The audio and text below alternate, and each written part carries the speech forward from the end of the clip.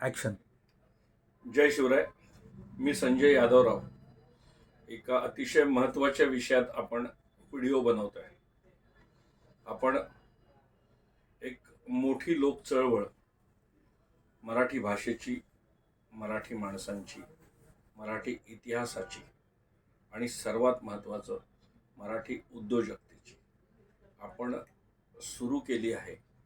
आणि या चळवळीची पहिली मोठी परिषद किंवा पहिले शिवस्वराज्य मराठी उद्योग संमेलन आपण 17 नोव्हेंबर सोमवारी सकाळी 9:30 वाजता रजिस्ट्रेशन सुरू होईल. आणि हे पहिले संमेलन शिवाजी मंदिर, दादर पश्चिम येथे आयोजित केलेलं आहे. मित्रांनो, आज मराठी भाषेची जी महाराष्ट्रात स्थिती आहे तीच मराठी माणसांची आहे. आणि ही प्रामुख्याने आपल्याला मुंबईत पाहायला येतं.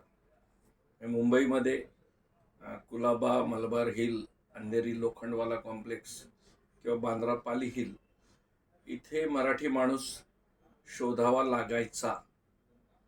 पण आता हीच स्थिती भायखळा, माझगाव, लालबाग, लोअर परळ, ज्याला अपर वरळी म्हणतात, या सगळीकडेच हळूहळू जो मुंबईचा क्रीम एरिया आहे यामध्ये मराठी माणूस वेगाने कमी होतोय.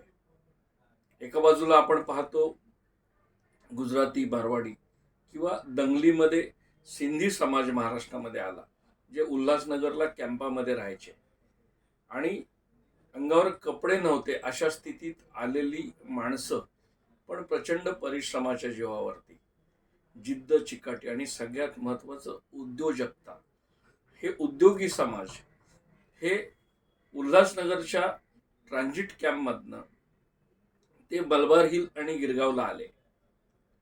बोरिवली आणि विरारमधनं गुजराती समाज हा मुंबईमध्ये आला.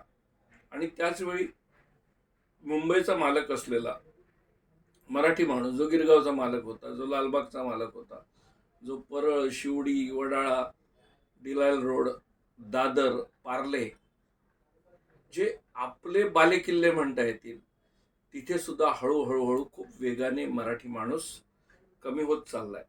एका बाजूला उंच टॉवर आणि त्या टॉवरमध्ये राहणारे परप्रांतीय, आणि दुसऱ्या बाजूला त्याच्या पाठीमागे एक गरिबासारखी दिसणारी मराठी टेनंट बिल्डिंग, आणि त्याला पार्किंग नाही, आत शिरायला धड रस्ता नाही, अशी काहीची स्थिती विकसित होणाऱ्या मुंबईची आणि त्यात विकसित होऊ पाहणाऱ्या मराठी माणसांची आहे. हे का घडलं, कसं घडलं, हे घडायला मागची 100 वर्ष लागली. पण हे जर सुधारायचं असेल तर आपल्याला हळद पिऊन गोरं होता येणार नाही. अनेकांना वाटतं की नगरसेवक, आमदार मराठी झाले म्हणजे मराठी माणसाचे प्रश्न सुटले. गेल्या 50 वर्षात, गेल्या 100 वर्षात केवळ राजकीय बदल करून प्रश्न सुटणार आहेत का? तर या प्रश्नांच्या मुळाशी जावं लागेल. आणि या सगळ्यामध्ये जी जबाबदार आहे ती आपली मराठी मानसिकता आहे. आपण उत्सवप्रिय आहोत. मोठमोठे गणेशोत्सव, दहीहंडी, आमच्या कोकणातला शिमगा, या सगळ्या गोष्टी आवश्यक आहे. पण हे सगळे उत्सव मोठे होतील जेव्हा मराठी माणूस हा आर्थिक समृद्ध होईल. दुसऱ्यांची वर्गणी घेऊन उत्सव होण्यापेक्षा आमचा मराठी समाज वर्गणीपेक्षा देणगी देऊन उत्सव झाले पाहिजेत. आणि देणगी देण्याची क्षमता ही केवळ 2-5% म्हणजे आपल्यामध्ये सुद्धा उद्योग करत नाहीत असं नाही, लोक 2-5% लोक करतात, पण 95% आपण कोणाची ना कोणाची नोकरी करतोय. आणि ही नोकरी 80% वेळा कुठल्या तरी परप्रांतीयचीच आपण नोकरी करत असतो. सो ही चाकरमानी मानसिकता, ही नोकरी करण्याची मानसिकता, ही बदलून ज्यावेळी आपण जे म्हणतोय बाळा शिक, बाळा भरपूर शिक आणि मग मोठा हो, आणि मग कुठे जा, अमेरिकेत जाऊन नोकरी कर, युरोपमध्ये जाऊन नोकरी कर. म्हणजे आमची प्रगतीची व्याख्या अमेरिकेत जाऊन पण नोकरीच करण्याची. म्हणजे गुजराती पटेल हा अमेरिकेत जातो आणि पटेल शॉपची चेन बनवतो, किंवा आपल्याला प्राऊड वाटतं की अमेरिकेतली मोठमोठी 5 स्टार हॉटेल पटेल आडनावाच्या भारतीय लोकांचे असतील. द्वेष करून किंवा त्रागा करून परिस्थिती बदलणार नाही. जे उद्योगी समाज करतात तेच आमच्या मराठी समाजाने केलं पाहिजे. आमच्यामध्ये सुद्धा 12 बलुतेदार आहेत. पिढ्यानपिढ्या उद्योग करण्याची मानसिकता असलेले अनेक समाज आहेत. पण आम्ही एकत्र येऊन एकमेकांना मदत करून मोठे उद्योग निर्माण करता येतील का? आणि मग रस्त्यावर आज मुंबईतल्या 80% परप्रांतीय सापडत असतील. अगदी कोकणात जाऊन त्या ठिकाणी आमच्याकडे 5-6 लाख नेपाळी लोक हापूस आंब्यासाठी येत असतील. आणि मग आपण सगळीकडे आज फिरतो, कुठल्याही मराठी हॉटेलमध्ये जातो तर आपल्याला वेटर बरोबर हिंदीत बोलावं लागतं का? कारण तिथे काम करणारी माणसं मराठी नसतात. तर हे सगळं भाषिक आक्रमण असेल किंवा सांस्कृतिक आक्रमण असेल, याच्या मुळाशी आपली मानसिकता आहे. आणि त्यामुळे आपली मानसिकता बदलणं हीच खरी चळवळ आहे. हाच खरा संघर्षाचा विषय. आपल्याला जर संघर्ष करायचा असेल ना, तर तो पहिला आपल्याला आपल्याशी करावा लागेल, आपल्या समाज व्यवस्थेशी करावा लागेल. मोठमोठ्या अन्य समाजाच्या फायनान्शियल इन्स्टिट्यूट्स असतात, जे अगदी 5वी-6वी शिकलेला मुलगा कोकणातून किंवा मराठी मुंबईत येतो तेव्हा आम्ही त्याला नोकरी देण्यासाठी धडपडतो. पण तेच अन्य समाज त्या मुलाला व्यवसाय शिकवतात आणि मग समाज मदत करतो, सामाजिक संस्था मदत करतात आणि मग तो स्वतःचं दुकान काढतो. असं सगळे हार्डवेअरवाले, असे सगळे बिल्डिंग मटेरियलवाले, असे सगळे जनरल शॉपवाले, असे सगळे परप्रांतीय होत चालले. पण त्याच वेळी आमचा माणूस मात्र हळूहळू मागे चाललाय.